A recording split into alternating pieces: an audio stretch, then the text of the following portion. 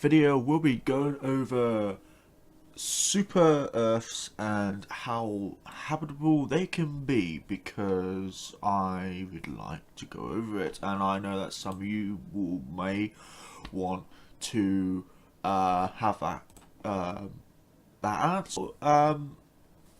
What we're gonna do is we're gonna bring the most common type of star, and once I bring it out, recognize it, because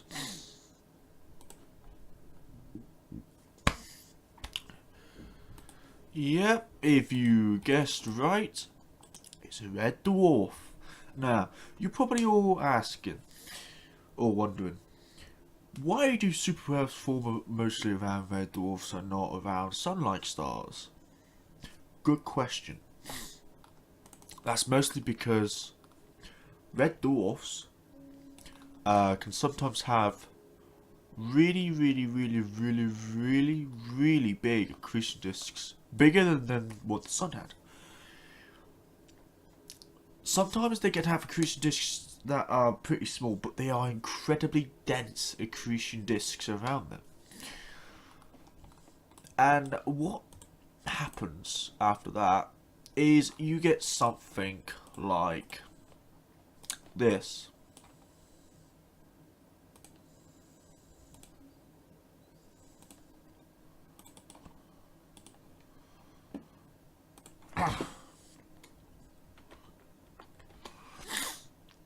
So you get really big planets,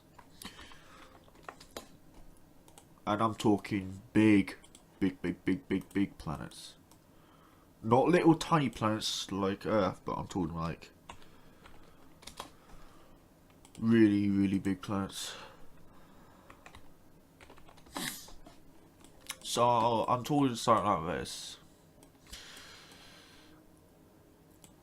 So after they've all formed, you get what we call as a super Earth system. And basically what this system will consist of is mostly rocky planets on the inside, or rocky super planets. And you could get the odd Earth-sized world. So maybe Earth-sized world.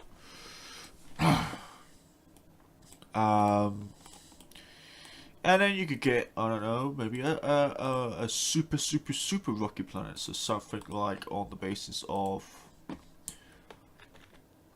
266 Earths.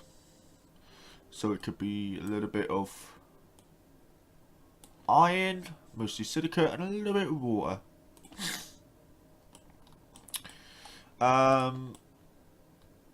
Or you could have a gas giant. 267. All of these are possible, but mostly around red dwarf you will find super Earths, and the best example of this is Gliese 581. Now, when I search up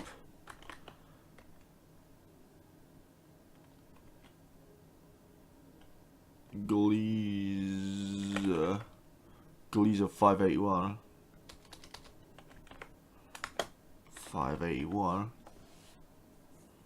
it should come up. Here we go. So this is Gliese 581. If it comes up. There you go. So this is Gliese 581. So if I stick it up, probably about here. So if I go here, this is your Gliese 581. So Gliese 581 is a medium-sized red dwarf star. She's a little bit brighter than our red dwarf star though. But this star contains 6 planets. The outermost one, well the largest one, I believe is can find it. I think it's Gliese 581b. And some of you may be wondering, why is Gliese 581e closer to the star than Gliese 581b? That's because sometimes you can have a system where Gliese 581b is the further away planets, and you can have, I don't know, Gliese 581d. That's because Gliese 581d may have not been discovered because it's closer to the stars, so that means that there is a less of a chance of discovering that planet. So, what do we know about this system? Well, it contains 2 planets in the habitable zone, Gliese 581g and Gliese 581d. It also contains 2 super Earths. One is rocky, well, mostly more ice, and the other is a mixture of hydrogen, helium, carbon monoxide, and sulfur dioxide, things like that. So the planets around the star, it's not really the best place for life, but this is your prime example of super Earths. And to show you, we're gonna bring this up, and this is your planetary system. So you have Gliese 581f, somehow the larger one. Gliese 581d, Gliese 581c, Gliese 581b is the biggest, of course. Gliese 581f is the second biggest in the system. Gliese 581d is the third, fourth, fifth, sixth, seventh. No, sixth, just 6 planets. So the closest planet is Gliese 581e. It's the smallest in the system. Temperature varies from 300 to 350. And it consists of mostly water, surprisingly. So it most likely consists most of water. And it's a pretty flat system. This gas giant seems to. Well, it's not a gas giant; it's a gas subgiant. My apologies. No, it's not on. It's not on an inclined orbit. But this is a very yellow gas subgiant. Or gas dwarf. So let's get rid of this all. Goodbye. And let's go back to our favourite system. So in this system, we have 1, 2, 3, 4, 5, 6 planets. 5 are rocky. 1 is a gas dwarf or gas giant. If I have a look at it, yeah, gas giant. So if we zoom into this gas giant, what we find is a very sort of stable system. And what I mean by sort of stable system is because if I look at Gliese 581 again, Gliese 581 has a larger habitable zone, but its planets are its closer planets are closer in. So something like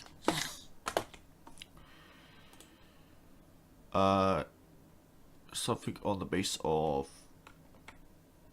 So, for example, if I take a fucking planet, Gliese 581e is about here, so it's really close. And the same with this system. two planets, but instead of one being gas, they are both rocky. So the chance of these two having life really depends on the planets themselves. One, do we have a molten core? Most likely yes, because they are super Earths. And super Earth cores take, if a super Earth was 5 times the size as Earth, like this one for example, its core would take 50 times longer to cool. So Earth's core will probably take about 180 billion years to cool down, while this super Earth will take 50 times longer. This one, even though it doesn't have a very big core, it would still stay pretty molten. Probably not as long as the closer super Earth, but it will probably stay molten for 5 times longer than the Earth because of its magnificent size.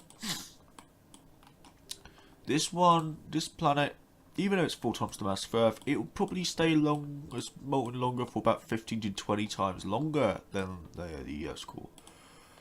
And this one is just, well, its core is massive, so probably the entire planet will be a explosive thing. And then we have this planet. And this planet, even though it's slightly bigger than the Earth, its core will probably not be molten for as long as the Earth. It will probably cool down slightly faster than the Earth's core. It may not even be fully molten. It may be partially molten because it's got a very long rotation.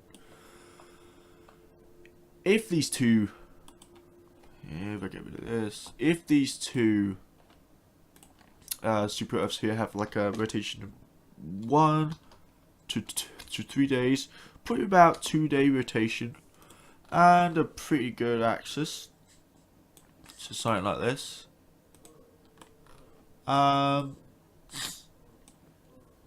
They could have a pretty powerful magnetic field, and what I mean by powerful magnetic field is I mean something like this.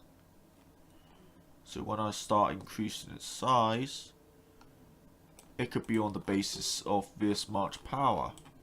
That is a very powerful magnetic field. And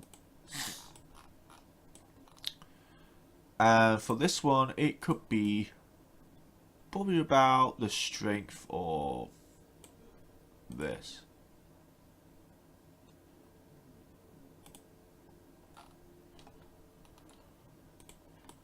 So something like this.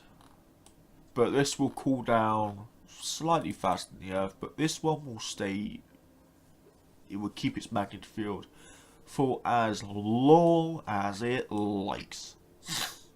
This gas giant will probably have a massive magnetic field, probably 60 times the power, or 6,000 times the power of Earth's magnetic field. Now Earth has a pretty weak magnetic field, and just to show that the Earth has a pretty weak magnetic field, I'm going to put it in orbit around here, and then I'm going to turn the magnetic field on, and what we can see from here is, well, the Earth has a alright powerful magnetic field. It is a pretty weak magnetic field, but because the Earth is 1 Earth in mass, this means that planets, super Earths, I'm looking at you, planets like this, 5 times the mass of the Earth, even though they have really powerful magnetic fields, 3.19 Gauss. Tesla, it's not so. If you put this down to 1 Earth in mass, yeah, the magnetic field will still be pretty small. But because because this planet is so big, its magnetic field, even though its magnetic field is strong, even though this would, if this was the size as the Earth, its magnetic field would be probably around 6 to 10 times stronger than the Earth's. What this means is that because this red dwarf is a stable red dwarf, that's the solar wind will just gently go over the magnetic field of the planet, so the planet will be stable. But there is another benefit of having a super Earth. They're super habitable. What do you mean by super habitable, Arduous? What I mean by is that their seasons will be incredibly controlled, very well controlled. And I'm talking about something like this. Imagine a super Earth, okay? So something on the basis of this. If I slow down time slightly, to about there. So what I mean by super Earth is the seasons will be milder. So winter won't be as harsh, summer won't be as hot. They will be super habitable. But it does come at a cost, and that cost is surface gravity. The surface gravity on this super Earth will be probably 3 times that of Earth. So what I mean by that is the surface gravity is 22.8. That's that's actually 2 times, nearly 2.5 times the gravitational pull of Earth. And that means that you'll be nearly 2.5 times heavier on this planet. While on this one, you'll be nearly 2 times heavier on this planet. So even though these planets are massive, you would think you'd be squished to a pancake on these planets. Not true. If these planets were like 500 times the mass of Earth and they were still rocky, so I'm talking like something like this, 543, then yes, 10.8 times the surface gravity of the Earth. And that's where things become absolutely horrific. But when we go back down to 5.43 times the mass of the Earth, it goes back down to its normal 2.33 times the gravitational pull of the Earth, so the gravitational surface. This planet, however, has a stronger gravitational pull, and that's because its iron core is massive. If its iron core wasn't as big, so something like this, its gravitational pull will be incredibly weak. Not as weak as the Earth's, but still slightly stronger. And if it had no core, its gravitational pull will be just over 1.5 times the Earth's gravitational pull. And so then we move on to this planet right here, and it actually is favourable. And what I mean by favourable is it's literally slightly more gravity on the surface. So 1.01, we can definitely live on this world. If we increase the mass of the core, that goes up to 1.05. If we decrease the mass of the planet, that goes down to 1.01. If we decrease the mass of the core to 24.4, that goes to 1. Or 9.81. Now what I do know is the escape velocity is 9.82 on the Earth. Sorry, I had to look at that because I thought it was 9.8. But if this planet was the mass of Earth and its core was 24.4% iron, it would be ever so slightly, you would feel ever so slightly lighter on this planet. But on this world,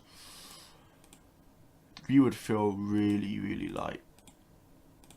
0.836. That's something. If you had a moon around this planet, so something like this, about the size of the moon, surface gravity will be 0.209. That's because its core is about the percentage of the Earth. But if you made this 81.2 or 81.3, and then we have the problem, even though this planet is the size of the Earth, it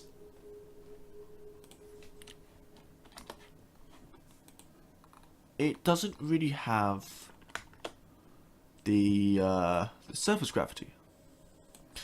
So what it means is that the atmosphere will just be slightly higher, slightly bigger. So instead of being 10,000 kilometers or higher, as on the Earth, it could be 15,000 or higher. And then we come into the problem where magnetic fields kick in. So this world could have a pretty weak magnetic field, but it sits in the magnetic field of its gas giant. But then there's the problem with the radiation from the gas giant. What I mean by radiation is it could look something. Now if I just get the graph up, so that's 230,000 to. Let's do that.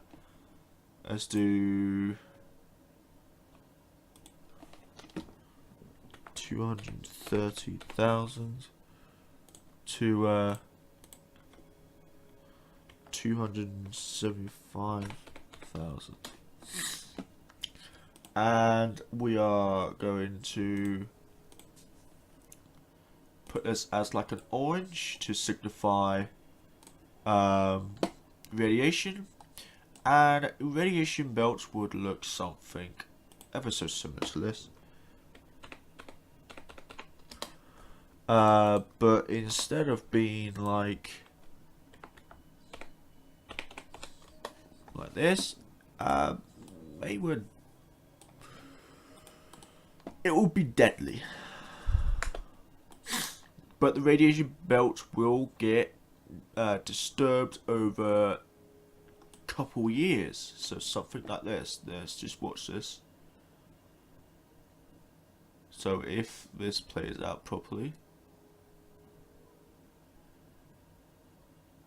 should get disturbed. Maybe if the moon around this gas giant is far enough away, it shouldn't disturb this ring of radiation. But if it's too close, it will unfortunately tow on the radiation ring around the gas giant. So there is a balance. If a gas giant has a big enough magnetic field, you can sit comfortably within the two, what I'd like to call as dead zones. What I mean by dead zones is that you're not too close to the gas giant where you get absolutely toasted by its radiation, and you're not too far away where you get toasted by the star's solar wind. But you're close enough to be protected by the gas giant, but not too close to get absolutely scorched by the gas giant's radiation.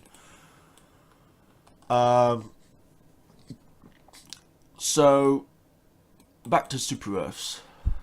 and supermoons as well, because you could have supermoons. Super Earths can also have radiation belts. We know that the Earth has radiation belts, and around a super Earth, a radiation belt could look something like... It could look something like this.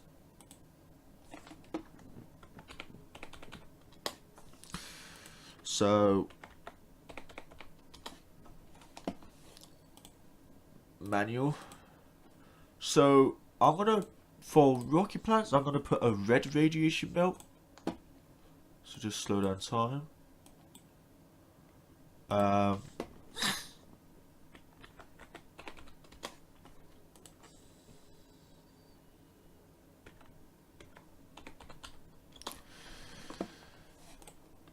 And what this signifies is that this is a dead zone.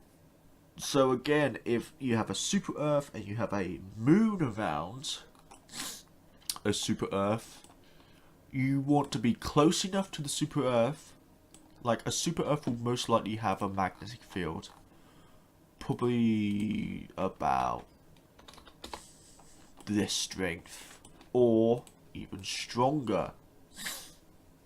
Like, probably something like this strength. If you have a moon around here, where it's not too close to the magnet, to the radiation zone, but it's close enough to be protected, you could have a very stable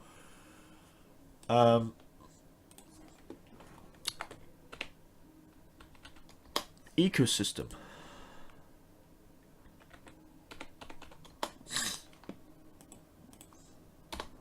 So this could be similar to a... This is really what the Earth's radiation belts look like. They are in like bands, like rings, but like invisible rings. But they are nowhere near as big as a gas giant's radiation belts. And a gas giant's radiation belts are massive. This one will probably stretch out to about here, but there it will encompass to something about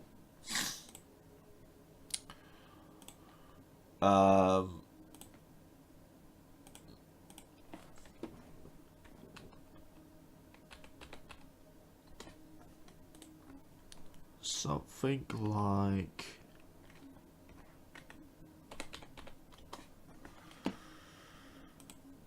something like this. So yellow. So it could look something like that. And you really don't want to have a small body in this. If there's an asteroid, right? So take an asteroid. If there's an asteroid in this radiation belt right here, it will be stripped of any bacterial life it has carried. Like, say an asteroid came flying in and it got captured and slowly spiraled closer and closer until it got real cozy, really cozy, safe position, safe. And then suddenly it's just getting absolutely sandblasted by this gas giant's radiation belts. And you don't want that happening to your moon. So this will really be your safe area. Right from here to here, this is your safe area. Almost like a habitable zone around a gas giant.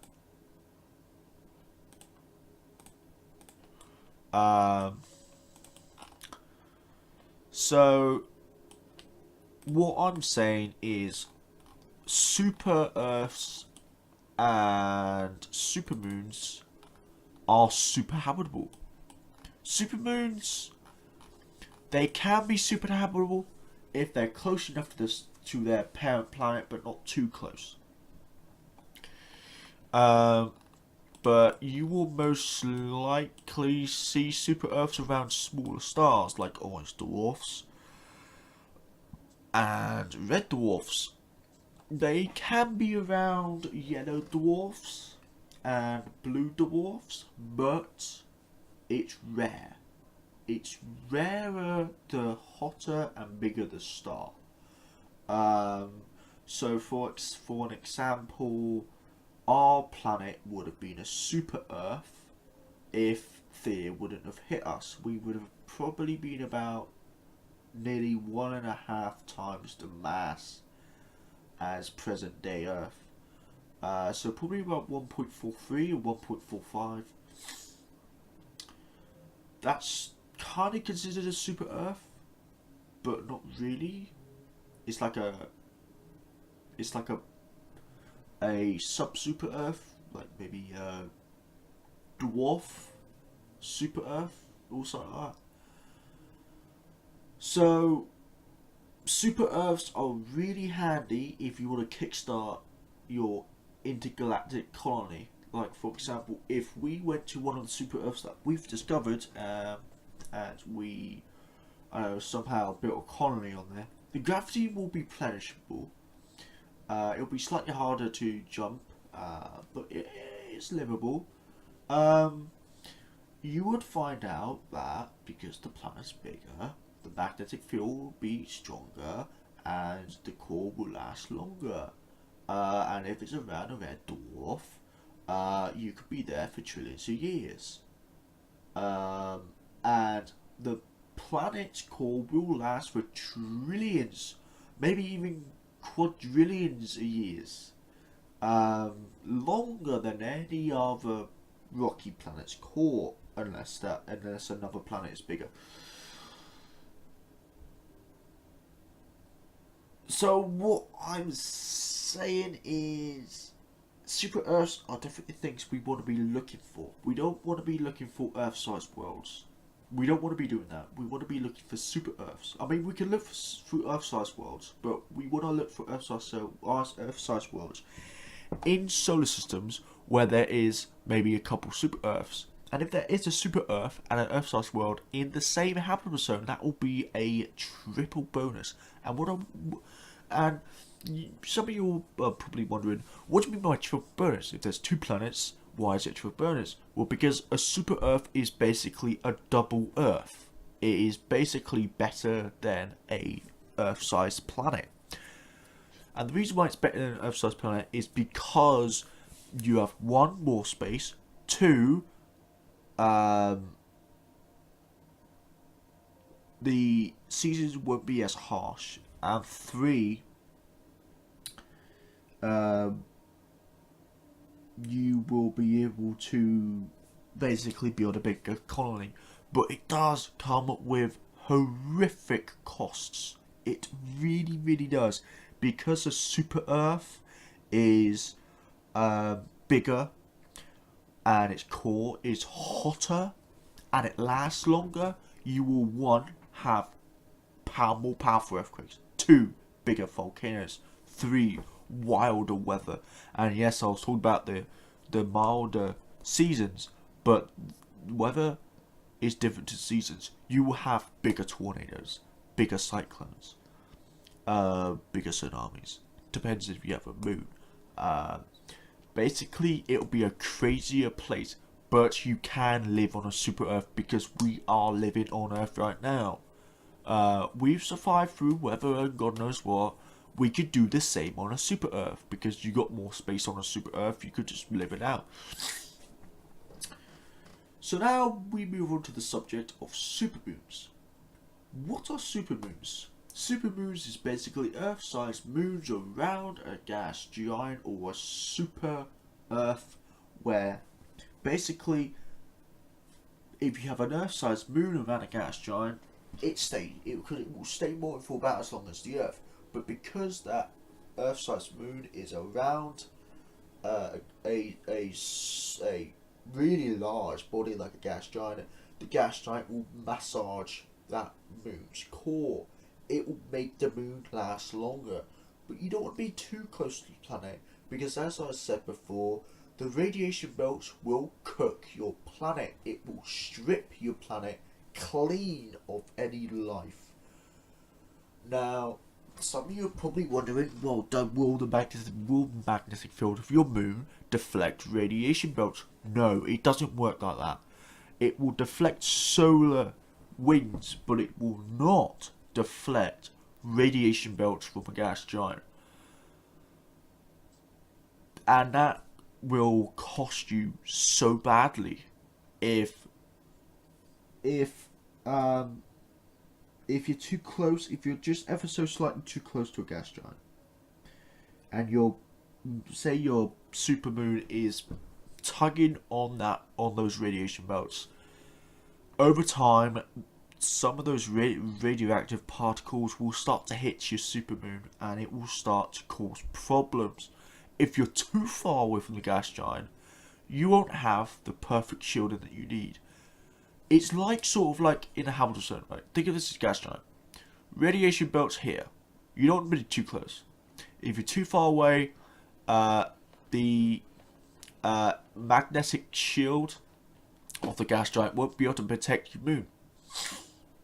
But just right, and you will have a very stable and very, very habitable world. So basically what I am saying is that, one, super Earths are super habitable, but only if they are not too big. If they're something like 9 times the mass of Earth, gravity will probably be about 3 to 4 times that of Earth. If there's something like 3 to 5 times the mass of Earth, we can deal with that. We can definitely deal with that. I'll be 1.5 to 2.5 times the gravitational pull of Earth, and we can definitely deal with that. But if there's a supermoon, an Earth-sized world, or maybe slightly smaller or slightly bigger, around a gas giant, we need to check the distance of that supermoon from its parent gas giant. If we find out that it's too close, it's going to be being absolutely scorched by its parent gas giant's radiation belts. If it's too far away, it's not going to get the protection. If it's just right, if it's in that sweet spot, if it's in that that perfect, warm, cozy ring around its gas giant, it can definitely find a perfect place to support life. It will be getting enough radiation. Now, I said that no radiation is good, but it'll be getting just enough radiation from the gas giant to stay warm. And it'll be getting enough light from the star to stay warm. But it won't be blasted by the sun, and it won't be blasted by the gas giant. So as I said before, red equals death, blue equals strip. Like your atmosphere gets absolutely sandblasted. If it's like, think of like the outskirts of this habitable zone as the edge of the magnetic field of like this gas giant, right? And the red is like halfway, like in the middle of the red zone. That's where the radiation belts end. So about here, where this planet is. You may think, oh, that's a really big habitability area, but then you got to think that the magnetic field of the gas giant slightly fluctuates, so it'll move. You want your supermoon to be about here. If it's a larger gas giant, move out slightly. If it's a smaller gas giant, move in closer. It's the same with Jupiter and Saturn's moons. Fortunately,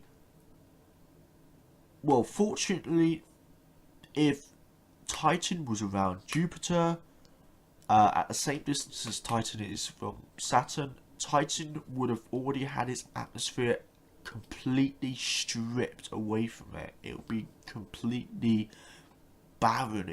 There'll be nothing. It would have lost its Earth-like structure. But with Jupiter's moons, Ganymede, Europa, they both sit in the sweet spot around Jupiter. Europa is closer, so it gets a little bit more radiation. So that means that because Europa has an ice sheet, that means that it can almost like turn the, if there's any life down there, the life can turn the radiation into actually food. And I find that amazing because the radiation almost like gets locked in the ice, and it takes probably about a year, depends on how thick the ice is, to get through the ice. With Ganymede generates its own magnetic field, and this means that Ganymede can be slightly further out than the sweet spot around Jupiter, but it is. Ganymede and Europa are definitely things we want to look for. Ganymede is probably going to be our like best bet to go there and like say, oh hey, there's terraform this, and then Europa will be something like a tourist attraction. Do not touch it because it's possibly got life. We don't want to disturb it. But yeah, I hope that you guys enjoyed this video. If you did, give it a thumbs up. If you disliked this video, give it a thumbs down. If you want to leave any comments, please put them in the comment section below. And also don't forget to visit my Patreon page. I would appreciate it if you become a Patreon. And I don't mind if you don't. But